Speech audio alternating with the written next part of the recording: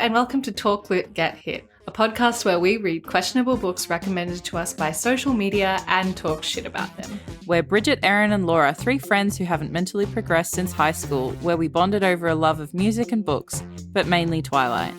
Brace yourself for a heady cocktail of somewhat highbrow and incredibly lowbrow ramblings about all the books the internet loves and our journey to figure out why. Welcome back to the show and to the next episode of Talk Lit Get Hit, the show where we are consistently perusing for a bruising. The book we're reading this month is literally the saddest book ever, OMFG, according to TikTok, and so we put our minds to the task to find out definitively if the rumours are true. The book we're reading, of course, is Before the Coffee Gets Cold by Toshikazu Kawaguchi. Okay, so before we dive into things, let's have our monthly catch-up. How have you both been? Good. I feel like a lot happens between every recording. I feel like nothing happened. Really? But I was sick for most of it. Oh, that's right. Got sick again. But I think it's weird because we talk every day at this point in our pod group chat, but I still feel like there's so much that happens between the recordings that we don't get to talk about. Like, I went and saw Backstreet Boys and I saw My Chemical Romance and that was sick. The Oscars were on. Colin Farrell didn't win. Robbed. Jenny the donkey didn't win. Robbed. Most importantly, Nepo baby Jamie Lee Curtis should not have won No, that seems criminal. for Best Supporting baby? Actress. Yes. Who? Is Jamie Lee Curtis is the daughter, of Tony Curtis and Janet Leigh from Psycho. Oh, She's a Nepo really? baby. Yeah. There you go. You And- learn a new Nepo baby every day. We can make a picture book, the alphabet of Nepo babies. Oh my God. My Goodreads baby. Take that out of the pod. We're copywriting that right now. TM, yeah. Redundant. I was just thinking, like, damn, how did Erin squeeze in seeing so many bands? But I did go to see this British, UK, I don't know, I'm so bad at picking music, like jazz, Afro funk. I have no idea. It was like they have a trombonist and they have a trumpeter and there's like 6 of them, I think, called anyway, they're called Kokoroko and they're from the UK and that was really cool. Yeah, so after what feels like a year of hype, finally got to see Carly Rae, which was as amazing as I hoped it would be. Yay. And I cried and then I had like a crying hangover the next day. It was so good. I cried so much and it was just like a very lovely, pure experience. We found some people in the crowd that we befriended and yeah, it was just so nice. So bloody good time. Yeah, ripper times all around. Friends at shows. And then I don't know. You haven't really done too much apart from that. Went on a nice trip to the beach with our friends. Cute. I just remembered I did actually go to see Lorde in Brisbane. Yeah, she that's was right. amazing. I had the best time. I love when you see an artist and you're like, oh, I think it's going to be good, but then it's just so much better than you expect it to be. Like we've had a couple of shows like that because we just sort of thought, oh, well, we'll just buy tickets to anything we might remotely be interested in because COVID cancellations and lockdowns and stuff made us painfully aware of the fact that we may not get to see artists we like for years and years. And so, yeah, we had a few where we were like, oh, sort of interested in seeing it, and then we're so thankful we did see them. Yeah, My Chem was like that. They were fucking incredible. Yeah, that'd be so fun. It was a really great show, and Gerard Way has such great stage presence and, like, came out in this, like, skirt suit and stockings and heels and stuff. I saw that. Cool. I just realised when I was sick and housebound, it was actually really good because, one, I like being at home, and two, I had all the time in the world to watch every second of the Taylor Swift Eras tour on live stream with about 300,000 other people on the same live stream, and just crying on the couch every time she'd sing a new song. And then Brian would just look at me and be like, You good? Are you okay? Shut up, And then I'd be like, she's singing Fearless. And just and he's like, okay. What about books? Has anybody read anything good this month or bad? I listened to the audiobook called Five Survive by Holly Jackson. So she's the author of A Good Girl's Guide to Murder, which I really liked the first 2 books in that series, not so much the third one. But this book I pretty much picked all the twists before they happened. As soon as they did some introduction of characters, I was already pretty sure how it was going to end, and I was right. So that was disappointing. Did it make you feel like a genius though? Yeah, That's good. It happens, not to flex, but it happens to me all the time when I read these books because I'm so fucking I don't know if you know, smart. but I am actually a genius. I'm a genius. I can read the signs. It was okay. I think there was definitely suspense in it, and I think the plot twists were reasonably good. So yeah, if you're into that kind of book, I would recommend it just for a fun, quick read. My favourite book that I've read this month is actually an advanced reader's copy that we got as flex. part of the podcast. Shout out to NetGalley. Yeah, thanks Cheers, NetGalley. NetGalley. And it was The Rachel Incident by Caroline O'Donoghue. And it was so good. I really loved it. I also really enjoyed The Rachel Incident. That was one of my favorite books I've read all year. And also favorite books I've read this month, which is a big thing because I had a really good reading month. I read Seeing Other People by Diana Reid, which was 5 stars. I read They're Gonna Love You by Meg Howry, which was also 5 stars in my eyes. I think Rachel Incident is 5 stars too. And then I also read All the Lovers in the Night by Miko Kawakami, which was probably 4 stars. But yeah, it was such a good reading month. And now I'm going to be heartbroken if the trend does not continue. I don't know how I picked them, but I just did such a good job. Something else exciting probably to talk about in the vein of the NetGalley stuff is that we recently were followed by Mills and Boone on TikTok and Instagram. I forgot about this. Which is just incredible Yeah. because we did nothing to prompt them to do that or engage them first. No, They just It's found us. not their fault that they're obsessed with us. Of course. It's the natural reaction. But I was at the book section of Kmart today and this old lady pushed past me to get to the Mills and Boone books and I was visibly vibrating, trying to hold back it. Mills and Boone follows us on TikTok and Instagram. This is why we need business cards. You could have just slipped one in a pocket. Along with some instructions on how to use a computer and what are podcasts. Speaking of Mills and Boone, sorry, I just had to go get something because I forgot to get it before. One of my family heirlooms Passed down through from generations. my dearly departed grandma R.I.P. Grandma. is a Mills and Boone book that she gave me when I was in grade 4 to beautiful. read. God, I can see a glimpse of the cover. Unsure why Large I got it in print. grade 4. Large print. It's called The Miracle Wife by Day Leclerc. And when I tell you I read this book so many times, it is in tatters. an understatement. Yeah, I that is a well-loved loved book. This book. Are there sex scenes in it? Yep, there are sex scenes in it.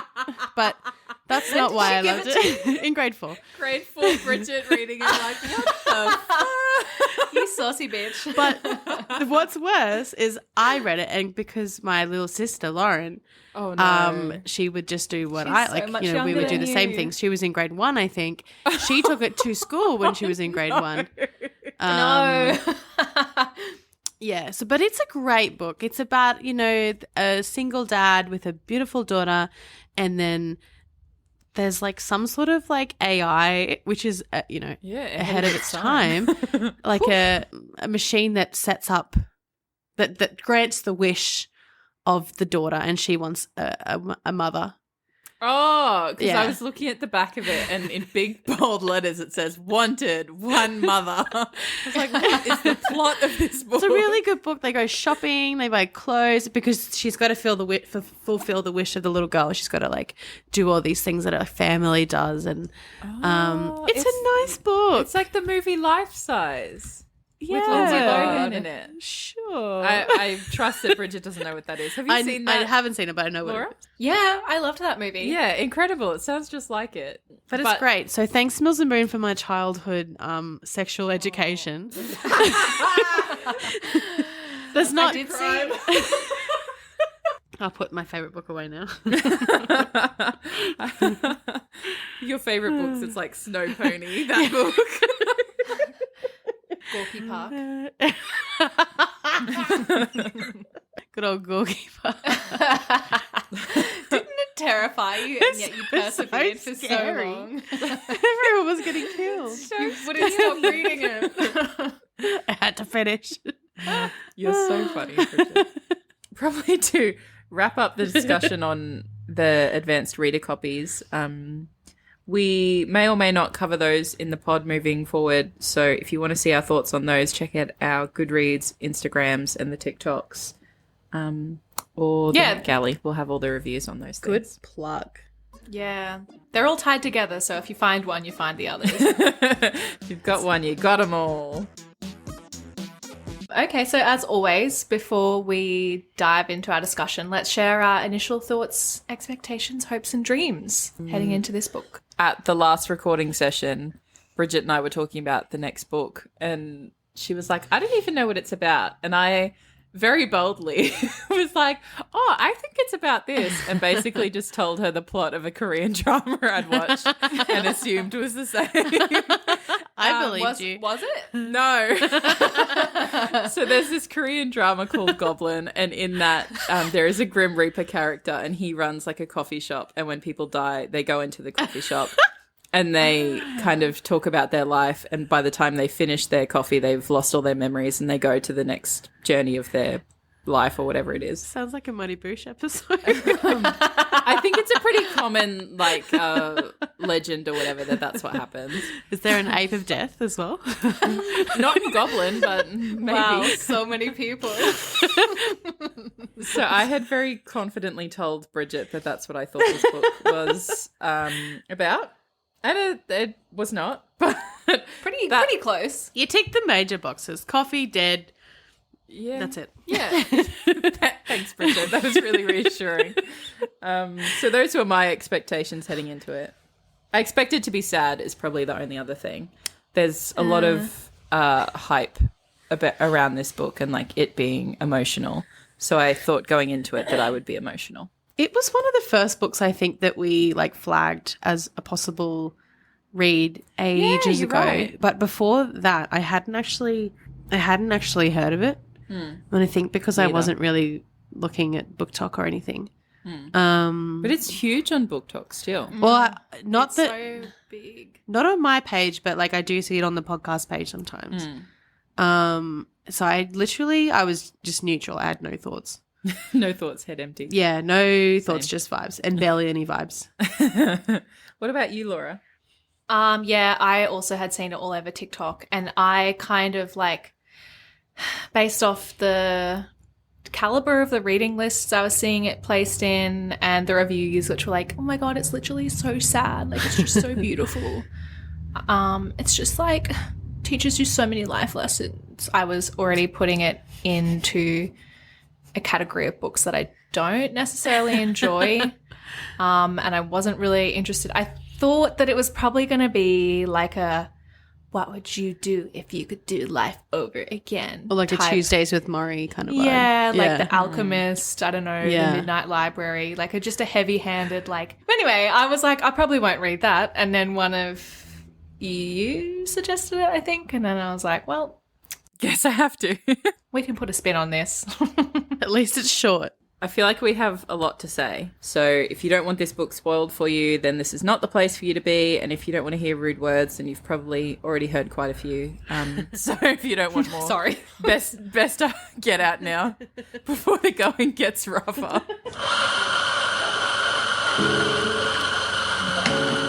What would you change if you could go back in time? In a small back alley in Tokyo, there is a cafe which has been serving carefully brewed coffee for more than 100 years. But this coffee shop offers its customers a unique experience, the chance to travel back in time. In Before the Coffee Gets Cold, we meet 4 visitors, each of whom is hoping to make use of the cafe's time-travelling offer in order to confront the man who left them, receive a letter from their husband whose memory has been taken by early onset Alzheimer's, to see their sister one last time, and to meet the daughter they never got the chance to know. But the journey into the past does not come without risks. Customers must sit in a particular seat, they cannot leave the cafe, and finally they must return to the present before the coffee gets cold. So, after having read the book, I do feel like pretty much everything I feared came true, and it was exactly what I exactly what I anticipated it would be. Yeah, expectations fulfilled. Do I feel happy about it? Not really. Yeah, I'm confused about this one because I really did feel like I saw it everywhere. And now I wonder if it's just because it's got quite a like pretty cover. Because yeah, like you, I think a lot of the like findings of it are quite surface level. It was a hard read. Like it's short, but it was hard. I really struggled to get into it and like was procrastinating it to the point that like all three of us in the group chat last night were like, fuck, we've been putting off reading this book. Yeah. It obviously wasn't gripping us for some reason, which is strange. Yeah, because normally at least one of us has finished it by the time we go to record. Yeah, but I was before the finishing it day. this morning. I could not get into it. I found it so like, yeah, clunky and hard to sort of just settle into.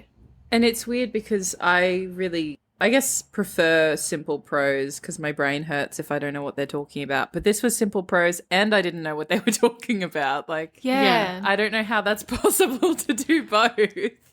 And I felt like it was so simple that it was like almost insulting. Like it would state the same thing over and over, which made it more confusing for me in a way because I was like, have I missed something here? Like, why are they saying that again? Yeah, I kept waiting for like this other shoe to drop or like for something to be revealed that made that make sense or like for it to change for someone once and be like, oh my God, it's different now. But no, like it just never happened. For me, it just felt, set the scene. It was 10 o'clock at night. I was only about 100 pages in, and I feel like there were bits that definitely made me sad, but I wasn't sad for too long because I just had my headphones on and I was just singing, like just trying to flip through these pages as fast as I could, just trying to get it done because it was so boring. Yeah. And I just, I don't know, I just felt so uninterested in it. Yeah, I struggle with that as well because I think I cried at one story. Yeah, and I one did. particular bit in the story. And I think there was enough there to make me feel sadder, but I think it needed a bit more subjectivity. It felt very like objective, just people watching this stuff happen. It lacked, depth of the emotions of the people actually involved, I think. Which I think is probably not a bad way to transition into a discussion topic about like translated fiction. And there's obviously a gap there because we're not reading like the original text the way it was meant to be written. We're reading an interpretation of it. And another translator could translate this book differently, and it could have a different impact on us. But I think also something to factor in is the cultural differences as well, and like what is a preferred like way of writing in those cultures. Because I think the few translated fiction books I have read have often taken me a bit of time to get into because they do feel a little like not disjointed, but like separate to what's happening. Like it's often a very like someone's observing the whole thing rather than you're seeing it from the characters' perspectives. I would agree with that. I was trying to reflect on translated fiction that I've read as well, and I haven't read a great deal, but I have read, for example, All the Lovers in the Night by Miko Kawakami, which I was mentioning before, and I guess another Japanese example I could think of is Convenience Store Woman, but maybe Haruki Murakami as well. I've read a couple of books by him. And I do agree that there's definitely a style to translated fiction and a style to Japanese fiction, which I think boils down to like that slight cultural difference and like the way that people act and interact, I guess, in these situations. Like this book was really reminding me of this show Brown and I watched called Midnight Diner, which is about a diner in Tokyo that just like an eclectic cast of characters like rotate through. And there is definitely this sort of element of like melodrama and like hyper reality to it. Like the characters do seem a little bit cartoonish. And I find that's a trend in some of the translated fiction I've read. And it's hard for me to know, how much is style and how much is just reality. I think for me, there were too many characters that if the time wasn't going to be spent going into each character, there were too many characters. I agree. Although that being said, I feel like they did use the characters pretty well and like bring them back, and like all the characters had a point. It's not like they were just there for no reason. I liked that they were intertwined and but I just felt a bit like it was missing so much of the story. And I think what one of you was saying before, you didn't really know how they were feeling. It was just surface level observations. And then those observations as well, like I found that it was like a surface level observation or explanation of the feeling. And those feelings themselves were like kind of juvenile, like it would, and then it would like double down on it. I can't think of a specific example, but it would say, huh? She said in a way that made it clear she was confused. She was so uncertain about the information she'd just received, and it would just like hammer it in. And like, you could have just said, huh? Like everybody knows that means you don't understand what just happened. And I found it really like, I don't know, just kind of painful to sift through that. Just like had no room for kind of nuance, I think. One thing that they kept mentioning is the sepia tone of the cafe. We heard about it all the time. Why? The clocks. We kept hearing about the clocks. We kept hearing about those were the things the decor that I kept expecting. At one point, someone would land somewhere and it would have changed. Yes. And it would be like, oh my God, it's different now. Yes. And it just never happened. That'd be a reason why we kept having to read about it. Like, oh, I've arrived and now everything's in bright colours. What the fuck's going on now? Yes. Yeah, that's true. I feel it's like a missed opportunity. Maybe that's in the second or third book. I don't know. I don't know if I care enough to find out. No. And so something interesting about this book is that it was adapted from a play by the same author, I think, right? The story originally began as a play before being adapted into a novel. 2015. It was translated to English. And then the sequel was released, Before the Coffee Gets Cold, Tales from the Cafe, and a second sequel, Before Your Memory Fades. And that was released in 2022, so obviously they found fame. Yeah. It's seen a resurgence. It was also adapted into a film. But I think a point that you made, Bridget, when we sort of had a little sneak peek conversation about this before we started recording, was that it really does have this kind of community theatre vibe to it. Like it just really does feel, I don't know, I think it would have been quite well suited to a play. Agree. I know it started as a play, but it literally feels like a community theatre production. And then I saw in Laura's notes that she had written pretty much exactly the same thing. But I can just picture it. Like I can just picture the lights coming down in a small theatre and then like the lights come up on a table and two chairs and someone's in the corner pretending to make coffee and then you hear the doorbell ring. Yeah. And they come in and then they'll say whatever they say and it just seems like you're going to a community theatre night for a fundraiser for like a community group or something. The way they're continuously rotating through as well. Yeah. Like that it seems so like I expect to hear like a ding ding ding ding. Yeah. And I can picture the swirling smoke machine when they go back in time. Chimes. Yeah. Yeah. I will say, I think I fully agree. It does feel like reading it feels like watching a play. But I think even though it's annoying that they reiterate the set or where they are, the setting, I think it's really easy to picture the cafe because of that. Agreed. I think the vibes of the location are really clear. It's like if they put Cheers in like a Tokyo basement. That's the vibes I'm getting. One thing I'll give it credit for is that it did really, paint the cafe well, and it painted this group of friends and like regulars really well. I really did believe that they were like a rotating cast of characters that came in and out of each other's lives, and the cafe was like the fixture of that story.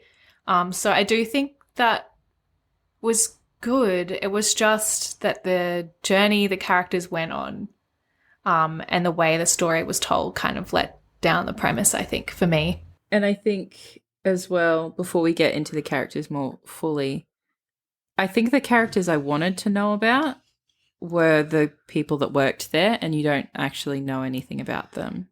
Because I really wanted to know why Kazu was the chosen one that could only do the work or could only speak to the ghost. And it started like at the start of the book, we really did find out a bit of information about her. And then I was thinking, okay, we're going to get we're going to find out why. Story. The last story will be her story. And yeah. it wasn't. Like by page 7, I had all of these notes about her.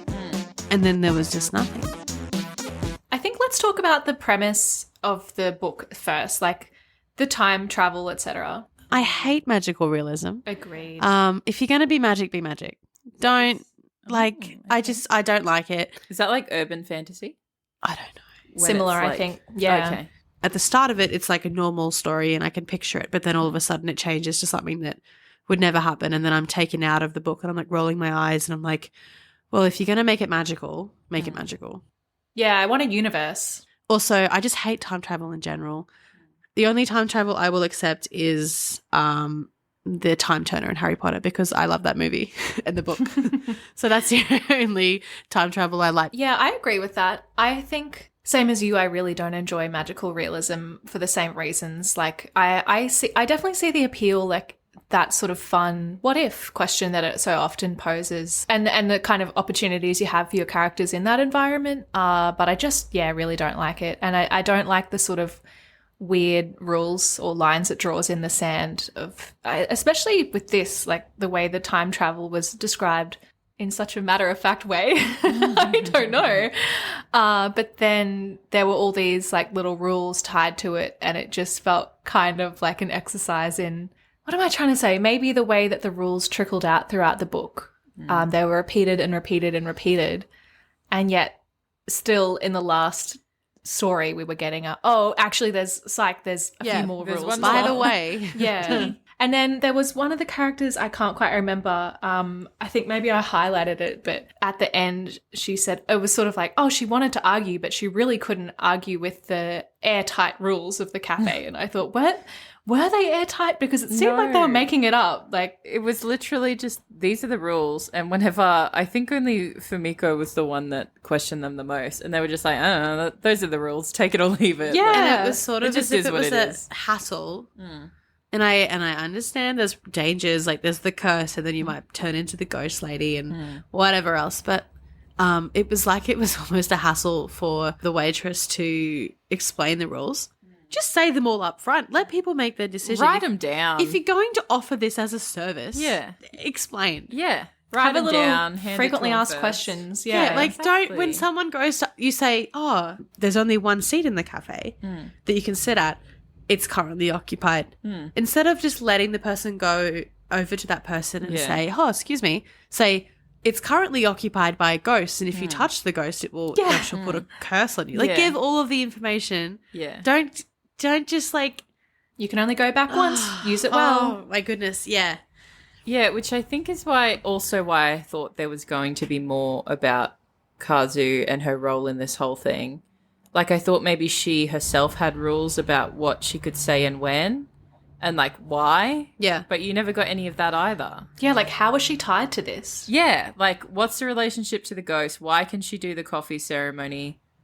And why does she only give the rules in such specific ways? And, like, what happens to the ghost? So, like, the ghost is sitting there. If someone else overstays their welcome and becomes the ghost, is that Free to previous go? ghost dead? Are they alive again? Yeah. Like, are they back to where they were before they became the ghost? I don't know. Did they age while they're a ghost? It started out simple, I think, and then it just became more and more convoluted because by the end when we were talking about going into the future, and then they started explaining about how if the person gets shot, they could call the ambulance and they could do this and they could do this, and I was just thinking, why do we need this? Like, it was just too much. And it was explained like every single story, the rules were explained again. Also, the relationships between the characters were reiterated, which I found annoying but also useful. But every single story, it was like, oh, this was Kazu, she was the waitress, like, blah, blah, blah. Like, and I thought, why do we need to know this every single time? But also, thanks, because I'd forgotten. Yeah. But that shouldn't be the case. Like, you shouldn't have their relationship so unclear or confusing in the first place that you need to be reminded every story. No. I think for me, I got confused because so many of them had names starting with K and I was losing track. Very true. So it was good for me that they clarified which K character we were talking about. So the first story that we have in Before the Coffee Gets Cold is called The Lovers. And it's about two young people who are in a relationship, but they have come to the cafe with two very different ideas of what's going to happen. The woman thinks that she might be getting proposed to, and the man is planning to break up with her and move to America. He's moving that day, actually. Which is so funny, and it's like such a boy move to be like, yeah, let's meet at the cafe before I skip town. Also, forever. I think I found like an error on page 1 that she has been her girlfriend for his girlfriend of 3 years, but then later when they're talking about how they met, it says they met 2 years ago. Yes. Did you pick that up as well? Yeah. I picked up a couple of things like that where I'm like uncertain if it's a mistake or if I'm misinterpreting. I thought I was just a bit stupid. But I just found their relationship so confusing because obviously there's no communication. And if they've been together for 2 or 3 years, they're in their mid-20s, I feel like they should have made some progression. And then at one point, Fumiko was talking about how he never actually said to her that he loved her. She would always say it to him and then would say, "Do you love me?" And he'd say yes, or he would answer her like that. But I agree. I think also these are the kinds of things that we need to probably be aware of a big cultural difference. oh, true. Because to my understanding, Japanese men aren't very outspoken with their feelings like that. So while to us that's a red flag, maybe not so much true. to Japanese people. I guess the overall point of that is that it wasn't very clear that they were like in love. They're labeled the lovers, but there's nothing really that says to me either of them really loves each other. Fumiko, when she's like thinking about how she thought she was going to get proposed to, it's only really because her sister got married and she's like, oh, well, I guess I could marry Goro. It wouldn't be so bad if it was Goro. Yeah, it wouldn't be so bad, which I get because they've painted her to be this career woman and she never wanted to get married, and she can see now that, oh, maybe the way I've painted marriage to be wouldn't be so bad if it was with this guy that I'm very comfortable with and do enjoy being with. And in that sense, I liked it. But in the other sense, it's settling, which she didn't seem like a character who would settle for less. So I'm not sure what the actual intention there was, if it was meant to be like a comforting thing or if it was meant to be that she was settling. But I think that's a theme I found throughout the thing. It was unclear if these really like vague statements that were made were meant to be comforting or whether it was meant to be like almost cynical. I couldn't really tell the vibe for those things. I found it quite confusing, like trying to figure out that angle as well. Like what tone did it end on for her? And I also thought it was like the setup was actually being completely blindsided by this. But then there was a section that was talking about like when they had been dating and like how she knew that it was his dream, his whole entire life to work for this company. And then it said something like, when he started working towards a goal, he wouldn't see anything else. Fumiko first learned that Tip G had its headquarters in America when she visited his home. He talked so enthusiastically about working for Tip G and it made her worry. When his dream comes true, which will he choose, his dream or me? I mustn't think like that. There's no comparison, but gosh. And then she starts to realize she loves him, and it says she could no longer bring herself to try to ascertain how he felt about her. His dream comes true. Her anxiety was justified. Like, it seemed like she already knew this was happening. I'm unclear about what she was trying to get going back. I agree with that. I am unclear about why she went back, and I'm unclear why she went back without a plan, because when she did go back, she barely said anything to him, and I think it was because it seemed to have like extra commentary slotted in between what they were actually saying, which I found so unnecessary.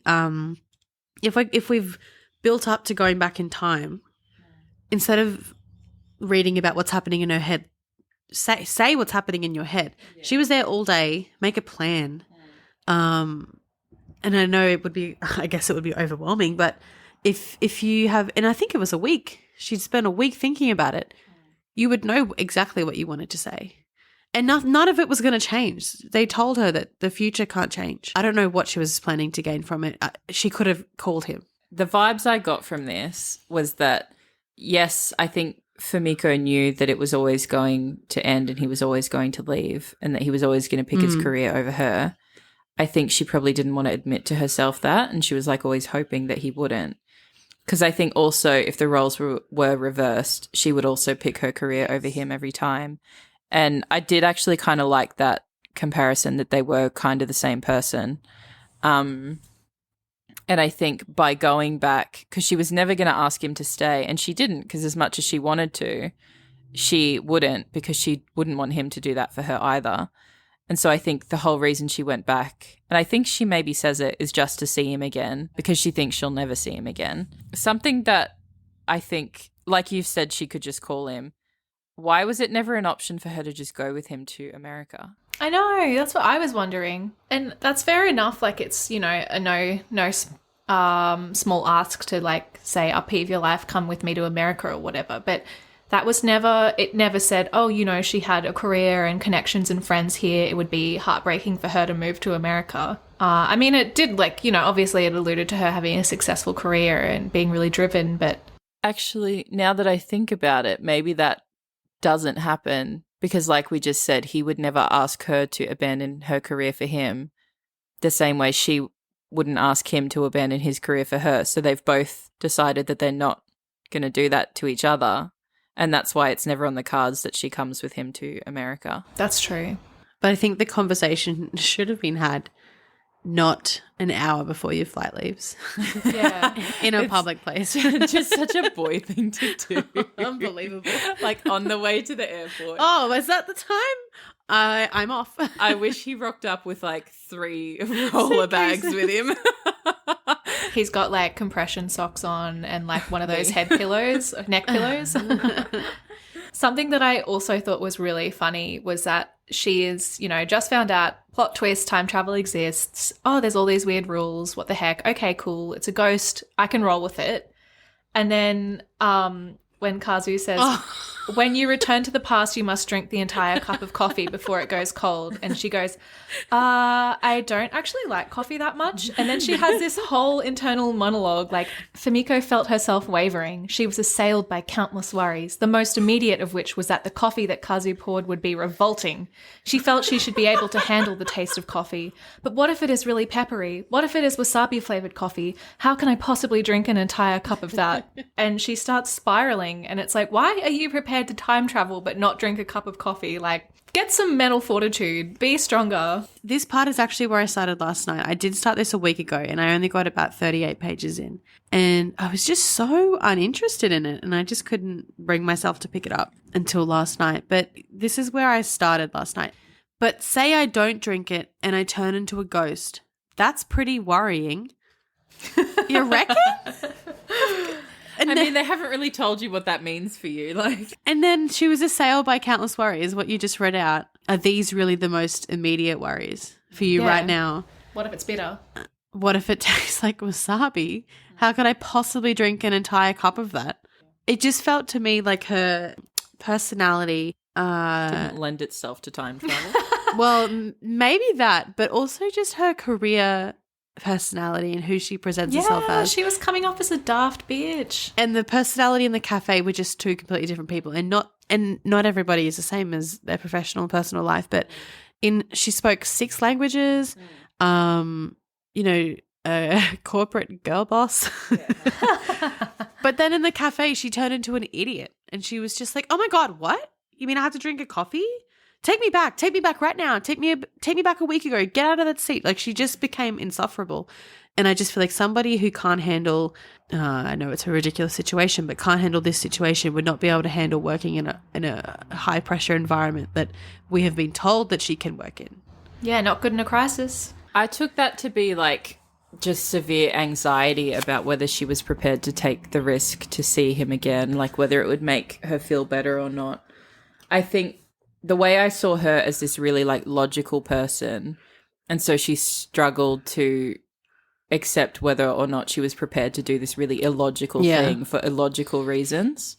And I think that's why she was behaving out of the ordinary. I think this is not the story to start the book. No, but then it's also so weak in comparison to the rest of the stories. It's like, does it even belong here at all? One thing that I wanted to say as well, I found many of the descriptions of the characters really distracting and unpleasant. But I would say that Fumiko's was particularly awful. It says, her looks were better than ordinary, blessed with well-defined features and petite lips. She had the face of a pop idol. Her mid-length black hair shone and crowned her with a glowing halo. Despite her conservative clothes, her exceptional figure was easy to discern. Like a model from a fashion magazine, she was a beautiful woman who could draw anyone's gaze. Yes, she was a woman who combined intelligence and beauty, but whether she realized this was a different matter. She's also the only character described in that length. Yeah. Although I will say that's probably to explain why Goro, when she does go back, reveals that he was like really insecure in the relationship. It was like I felt really insecure, so I'm moving to America anyway. See you in 3 years. Bye. I hope you wait for me. Yeah. The audacity of that comment. I was like, are you for real? There was no like romance in it. There was no like, we both need time apart so we can be better when we're together. Yeah. Or like, you need your time, I need my time. Let's see where we're at in 3 years. It was just wait for me, peace out. Yeah. And if this is his dream job, why would he be coming back in 3 years? And also, it's his uncle. How come his uncle can't get him a job? Come on, Nepo babies. Exactly. Get him a good one. That's what I'm thinking. Story 2. So this is the story of Hisagi, the old man reading the travel magazines, and his wife, Kotake. This was my favorite of the stories. I cried at this one. This is the only one I felt anything for, I think. When she read the letter. The letter was really sad. I liked this one too. I didn't cry, but I was the most drawn into this one. It did make me like emotional. I liked this story for a few reasons, I think. I like that they set you up through the first story to think that Fusagi's the one who's going to go back in time, but actually the wife goes back. Yes. I liked the reveal that she was the wife because I think in the first story you don't know her role yet. Yeah, I thought she was a young woman. Same.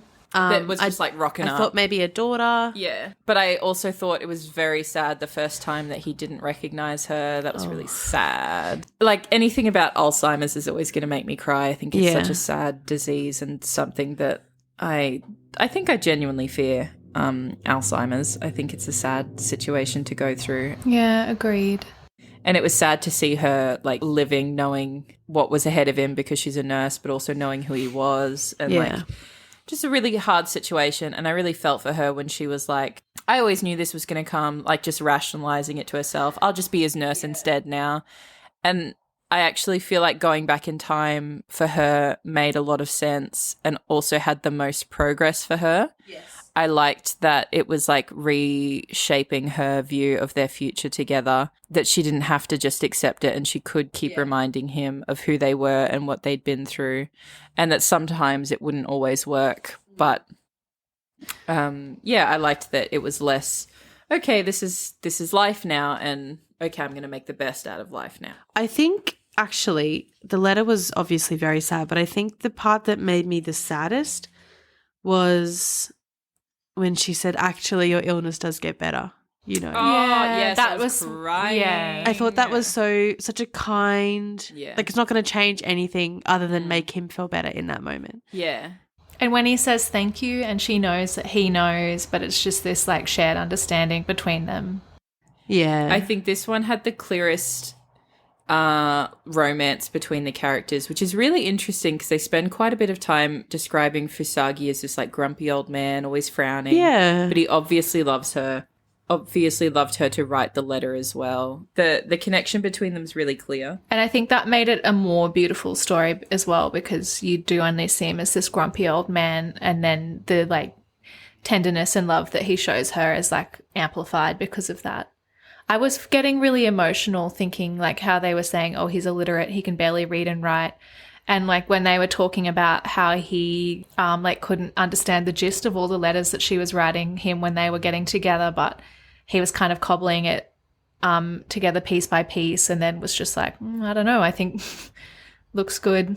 I think I want to marry you. And then also then finally like just thinking about the sheer effort it must have taken him while he already has Alzheimer's and still is pretty illiterate to be writing down that letter for her was really beautiful. Yeah, and like obviously letters are something that she appreciates and values. So he's like, not to sound millennial, but like communicating in her love language as well. Like she likes those like mementos. But I also liked the thought that even when he had Alzheimer's and he couldn't remember who she was, he remembered that he had something really important he needed to tell her. And like it was still his mission to get that to her. Something I read online about this book is there's a lot of critiques of like how it portrays women and like feminist ideals and stuff like that. One of the critiques I read was of the letter. Fusagi kind of was forcing his wife to not act as a nurse and to keep acting as a wife, which is not how I read the letter.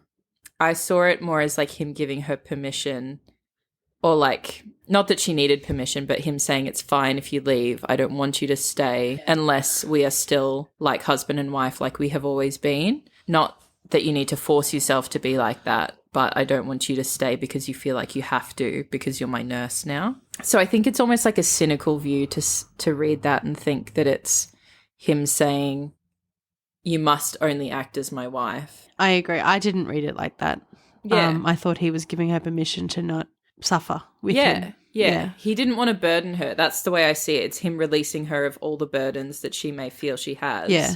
I didn't read it like that as well, but I guess I do understand that point of view because in a way, no matter which way it goes, she's still sort of defining her identity in relation to him. So she's either his nurse and caretaker or his wife. But I think the difference is that she has the choice. And that's just being in a relationship as well. I think you're always defining yourself in relation to a person in one way or another. But I do think it's easy to be skeptical of that given the kind of themes in the rest of the book. Like we have a woman who's like upset that a man left her, like a woman that gives up her dreams or like gives up herself for her family, and then like a woman who's essentially sacrifices her life for an unborn child. So I think it's like easy to read it through that perspective, but I didn't read it that way myself. Story 3 is about the sisters. And story 3 actually starts with a bit of a detour, right? This is the one where someone else comes back, appears in the cafe and they don't know who it is. I called it. Same. Yeah. I thought it was pretty predictable. Especially because they were rubbing the stomach and... It's like if somebody's coughing up blood, they're going to die. If somebody's rubbing their stomach, they're going to have a baby. Something that was iconic for that character is the way that they were always just like chucking up the peace sign. Yeah. I was so ridiculous. Loved it. I hated it. What a millennial. You know what though? I just remembered something else that was iconic in this part. How much food that girl ate. Yeah. Oh my God, so good.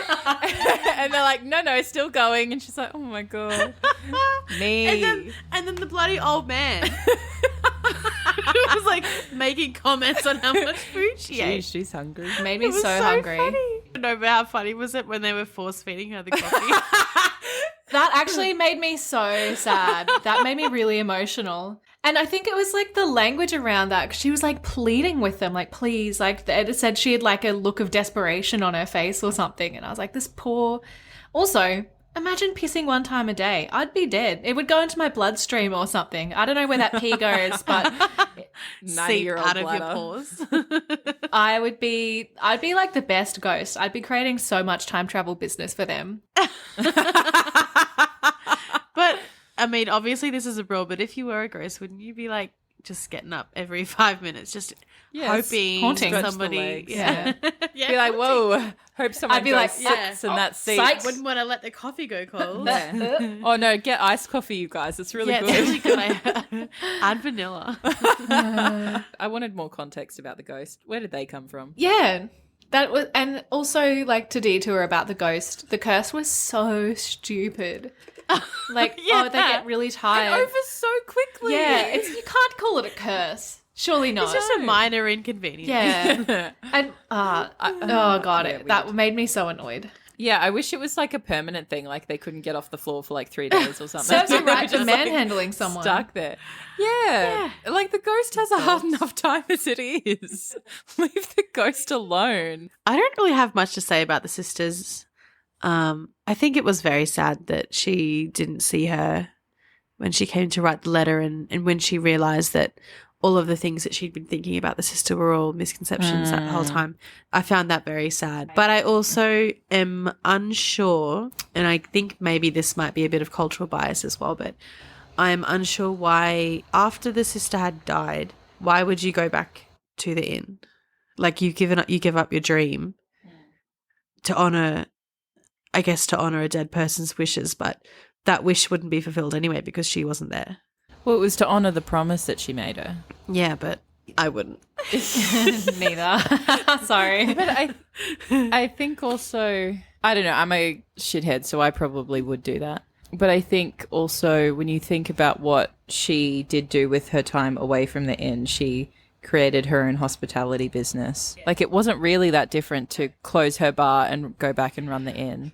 I did think that was a bit stupid because, like, why bother burning bridges with your entire family because you don't want to start and look after an inn if you're just going to start your own hospo business? Like, same shit, different day. It was probably the lack of rules around it, right? 'Cause she opened it whenever she wanted and did whatever she wanted in there. Yeah, I guess so. She did seem like a bit of a cowboy leopard print wearing, like, Yahoo. Something I found confusing, not specific to the sisters, was what era, time period was this in, and also how old were the characters, because I was picturing them all as being quite young, and then towards the end of the book they went on this like thing about how only one of them had a mobile phone. Because one was enough for a couple. Yeah, and I just thought, what, that's a very like old person.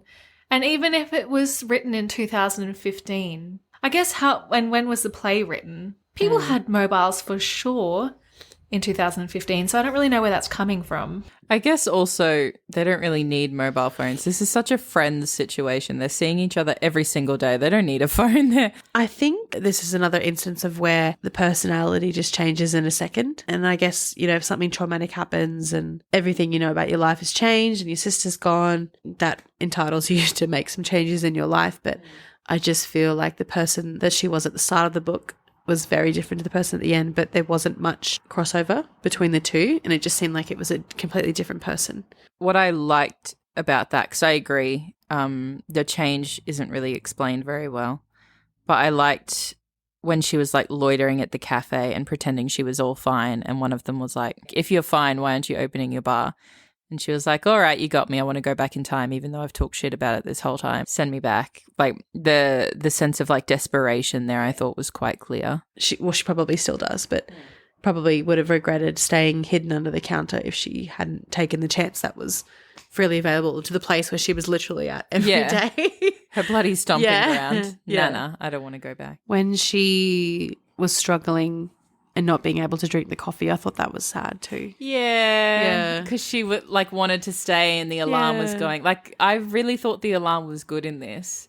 It added like a lot of tension and like timing to it because she would just... And the sister came out and she didn't even see her. No. I actually thought, and I don't know... I'm happy with the way her story ended, but I actually thought she wouldn't drink the coffee and that she would choose to be a ghost instead. I thought that would have been a good ending. So the last story is mother and child. So it's the wife of the owner going forward in time, which I thought was a fun twist, to meet the daughter. Even after they told us it was impossible. Yeah.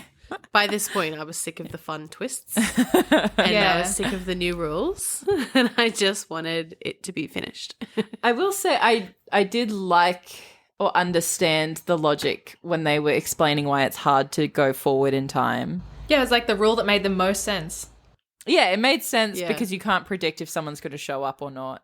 And I also thought it was really nice and like touching that Kazu was like, I'll make sure she shows up at the day that you're coming. But then she fucking doesn't.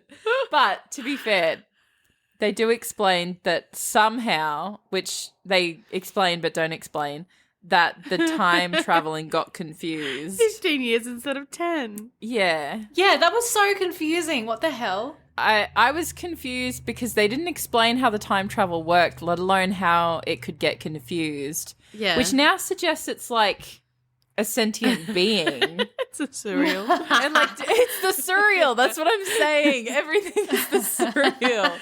Like who controls the time travel? Like who is in charge that got confused? Yeah.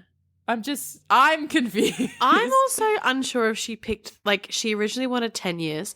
I think if I was going in time to meet my future daughter that I would not live to meet, I don't know if I would pick a 10-year-old. Nah, fuck 10-year-olds. They're so annoying.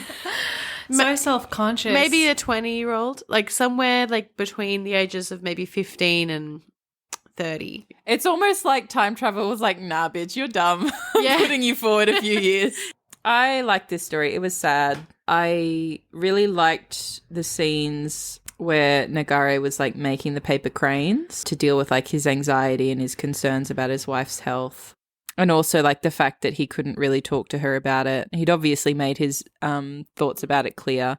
And I liked the bit where he was like, I can't tell her either way to get rid of the baby or keep it. He just wanted her to know that he wanted her to stay. Because ultimately it was her decision. I just couldn't get past the fact that she was going to have the baby. Like, it's crazy, I just couldn't. Yeah. They had made it kind of clear that they'd been trying for a while. So you can understand why she was like desperate to do it. But I don't understand why they Sad. were trying. Like, her condition is not a new thing. Yeah, it did seem like they always knew that it would end in her death. It just seems an irresponsible decision for all parties, because not only does her husband not have his wife, but the daughter doesn't have a mother. Obviously, she has a loving father, but I just think that will cause, well, I mean, maybe not cause problems for the daughter in the future. Like, oh, well, my mother sacrificed herself for me. Which is what she was worried about, right? And then she goes forward and she meets her and she realizes that she actually has this beautiful community around her who like keep her mother's spirit alive for her anyway. I don't know. Which I is nice. just don't know if it's an ethical decision to make. I really couldn't get around this one. I thought it was like, I mean, it's nothing but like my personal opinions coming into this, but I just like always think about those scenes in movies or whatever where they're like, husband, you have to decide. It's the baby or the mom. Only one of them can make it. And then the mom's like, it's me every time. Like, I'm not really in a headspace. I'm not, like kids aren't at the forefront of my mind. And I guess I can't really understand that mentality. I imagine like if and when I reach the stage in my life where I'm like, yes, I would actively love to have a baby and it's the goal that I'm working towards, I'm sure that point of view is likely to change. But I think it's different again when you know definitively that, like quite definitively, you're going to die. And then your husband is going to have to raise a baby and he doesn't want you to do that as well. He's like, please don't do this. And she's like, I think I will keep having the baby, which, like ultimately, absolutely, it's her choice to have a baby. But it just felt, I don't know. I read this story as kind of like the author's point of view on what the mum should do. Like your life doesn't matter, but a baby's life matters. And I think it's opening up to a lot of resentment in the future, resentment from the husband, resentment from the daughter. I think this is a story that I like personally can't resonate with because I don't want children. But I think about like when you see people on Facebook that are like, after 7 miscarriages, I'm finally pregnant. And it's like, it must be incredibly overwhelming to want something that badly that you're willing to put yourself through that much like pain and suffering to get it to happen. So I can understand she must want this so bad that she's willing to sacrifice everything for it, even if she just doesn't get to see it through. And I liked when she was thinking for so long that it was a bad thing. All I can do is like give birth to this kid. But then eventually she sees it like the best thing she did was give birth to the kid because look at the life that she's given her. And then the daughter thanks her for the life that she's given her. Like that was really sweet. And I think one of the things I saw online, I saw a lot of critique about this story for sure. And a lot of the critique was cooked. It was like, Japan doesn't even have that high of a death rate in birth, and it's like that's not the point. Oh, no. I can see why people critique this story because I'm with you, Laura. I think also the author's bias is coming through here, but I can also understand that some women really do want children that badly that they're willing to risk everything for it. I just find it, I think the thing that I'm struggling with is like I understand the drive and like wanting this thing that you've worked hard for so badly, even so much that it overrides like the fact that you don't get to have a share in it. But it just feels so like selfish, like such an ill-advised thing to do when your husband is saying don't do this and you don't know what the opinion of the child will be. And I guess that's the point of her time travel, is that she's going back in time or forward in time to be like, shit, did I make a mistake? And then that's then probably informing her decision about whether she keeps the baby or not. But I guess that is the thing. Like, she gets the closure because she goes forward in time and the kid's like, shout out to my mum for like popping me out into this world. There's two things I struggle with. One, there's more than one way to be a mother. Oh, absolutely. Just because you haven't given birth to that child does not mean you're not a mother. But also, two, why is every book that we read Twilight? Like, this is another Twilight. Yeah, that's why I'm so surprised you like this. I like really thought you would hate this story, Erin, because I know you hate I guess surprise pregnancy trope, but I just feel like overall I didn't think this would resonate with you. It doesn't necessarily like resonate with me, but I'm often surprised and like in awe of people who want something that badly that they're willing to like sacrifice everything to make it happen. And I think that's why I liked it, and I liked that Nagare knew that he couldn't really do anything about it and it was her decision to make alone, and so he had to kind of or literally watch her die for something just like Edward. Oh my god. I think I struggle with it also because I think if I'm making decisions, it's following a logical thought pattern rather than an emotional one. Like, I find it quite easy to separate emotion from facts from emotion. Yeah. I know that there are obviously people who do the opposite. And I just feel a bit frustrated with somebody who would make a decision like that. Like, it's all she wants, but you don't get what you want because you're dead. You don't get the child that you wanted. You don't get to experience the actual, like, the joy of being a mother, or once again, not crying, just choking. It's okay, Bridget. Let it out. You get what you want, but at what cost? Yeah, I guess like the thing with this book, I think the thing with this story in the book was that all of the themes of the other stories tied together with this one left like a bitter coffee taste in my mouth. This story in particular was pushing forward like a depressingly conservative idea that like a woman's sole purpose or like her value in the world is to produce or like to be a mother. And again, like it feels like I don't get to really have much of an opinion on this because I don't have kids and I don't, I can't really genuinely see it both ways, but just tied together with the other stories, I think it's like creates a bit of a negative read on this one for me. And I would agree. I actually think of all of them, I think this one is probably the one that has, in my opinion, the worst like depiction of like female expectations or what is expected of women. But I think also there's the cultural element in here as well. Because like Bridget said, like physically having the baby is not the only way to have babies, but I'm not sure in Japan is that like quote unquote the only way to have babies or like have children. So I think there's certainly an element here of like stuff that we can't understand and probably could never understand because we're not immersed in that culture.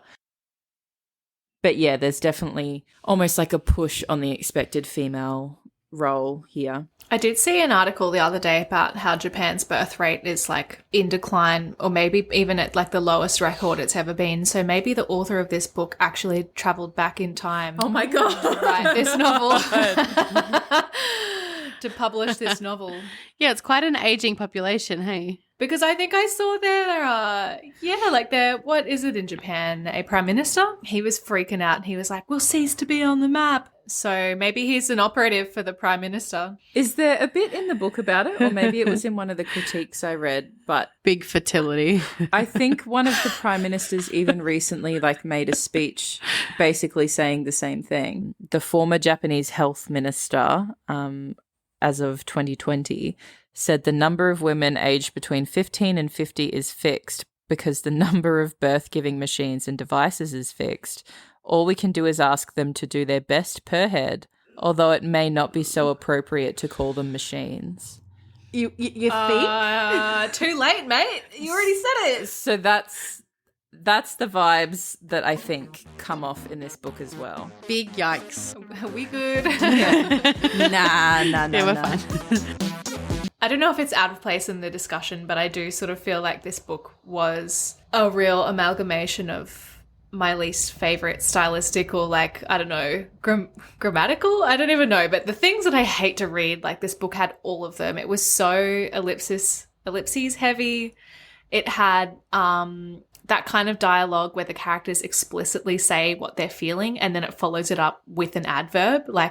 I'm so sad, she said woefully in a tone that made it clear she was really upset. And it just handed you so much. And I really think that this story would have benefited so much from breathing room and a little bit of nuance and some room for the characters to just say what they're saying and have it resonate a bit more.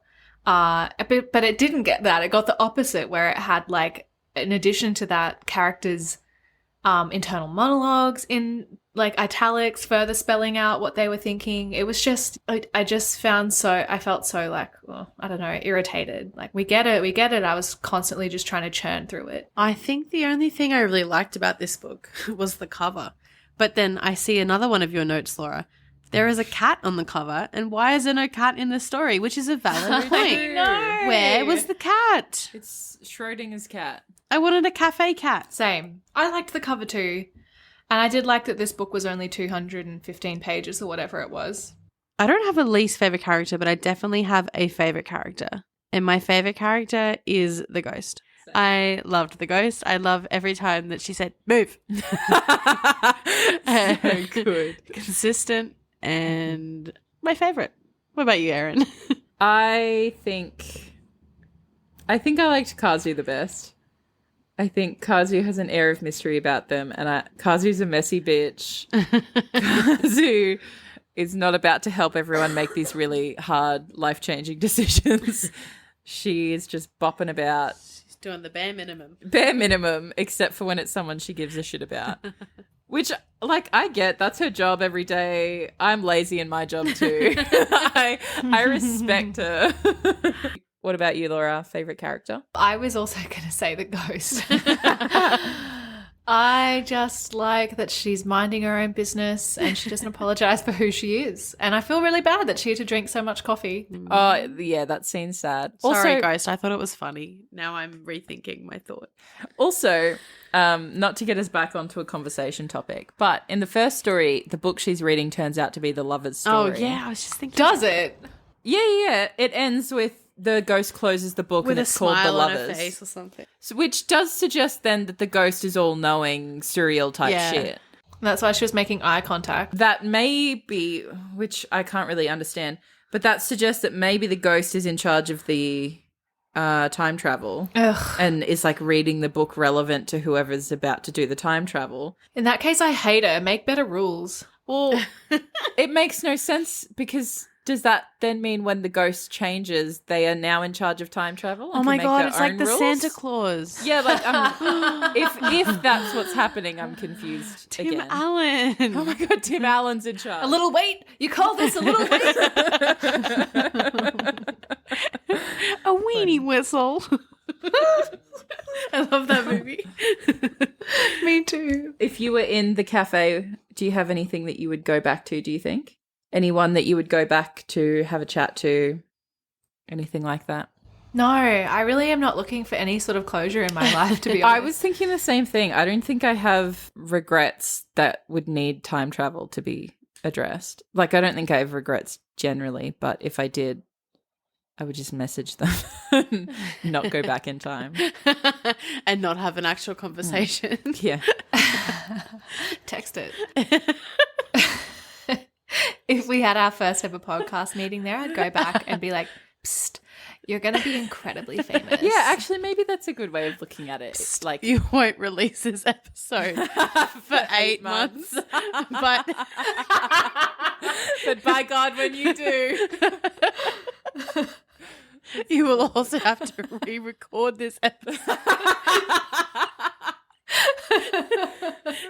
You will record these episodes so long after reading the books, you have no idea what happens anymore. Yeah, maybe I would say, like, check out the Wikipedia page before you record. Make sure you know about Lucian's family before you record. Create a detailed family tree as you read. That's so funny. Little shit, fellas. What do you reckon? Laura Morley. It's shit. Ooh. I'm rating it shit. Ooh, little shit. Shit. Ooh. I'm not sure. I think Is it mid? it's mid. Not again, please. I think it's probably more shit than lit. I would agree. Because I think, would I read it again? Probably not. As always, thank you for listening. Subscribe to the show to be notified when the episode drops. In the meantime, if you want to be on the same page as us and find out what we're reading next, you can follow us at talklit.gethit on Instagram and TikTok.